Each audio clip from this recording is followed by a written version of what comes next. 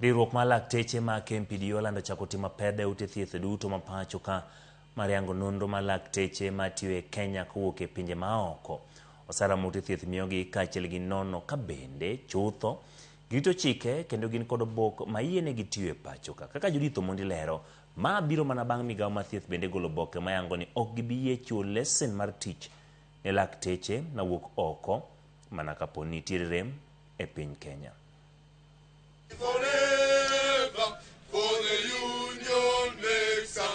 Riwruok mar lakteche pachoka KMDPU oramo mar chako apedha kod nonro e ute thieth duto ma pachoka.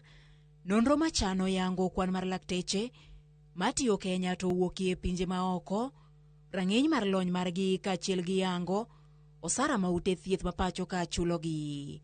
Kaluwore kod jagoro maduong' mar KMDPU Dr. Davji Atela, ma atwa kod jofwambo e boma ma Nairobi, e thuolo mar higni 3 ma okalo, Kenya kokalo kuom ute thieth ma opogore osebedo ka tiyo kod lakteche ma hawa 3,000 ma wuokie pinje maoko, lakteche ma ok ndiki mondo mi odin fuok maneno e sekta no, to mindiko nikech nengo gi ok ni malo. Wedo ka osiptende mang'eny Kenya ka kelo dakteche ma oko to loko gi wasumbni.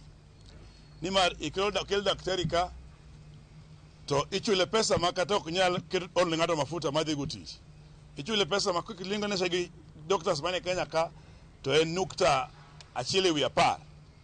Manyiso ni mano miyo dakteche mokbiro gi ikichok chuli kaka onego beni chulo dakteche dieti tibede tibe majendiko kaka gimoro mane wacho mar organ transplant mane timore Eldoret. Yedo ka doctors mane tiyogo ne gin doctors mane wuok e pinje maoko. Ka koro riwruogni ywak ni lony mar lakteche ma Kenya oheo thoth lakteche ma igolo e pinje maoko, ka koro ma e kinde manyaka ute thieth ma pachoka ndiki lakteche ma utiegore e pachoka kendo jo Kenya kapok giomo maoko. We are all aware about the Cuban doctors, and instead of them teaching us, I think we taught them more. And as KMDPU shouldn't be billing Cuba for teaching their doctors. Secondly, we all know the kind of medical misadventures they engaged in here. And files of dead, mismanaged patients are in KMDPU. So this issue of self-hate, where we think that foreigners are better than the locals, must stop.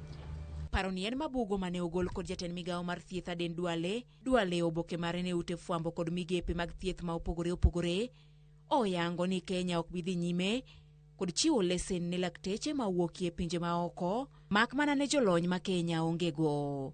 Chik makata kamano ok mul pinje mag East Africa.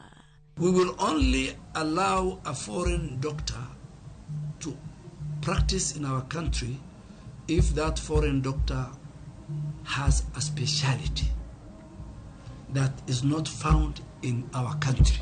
Chike ma Kenya ka wacho ni sama hospital ndiko ji advance nyaka gol maler manyiso ni skills mindiko no onge Kenya ka. Koro mano osebedo ka ikadho. Nimar wadwa ni dakteche mosepuonjore Kenya ka motiyo gi usuru mar jo Kenya, motiyo gi taxpayers money ondiki. Judith Omondi, Ramogi TV.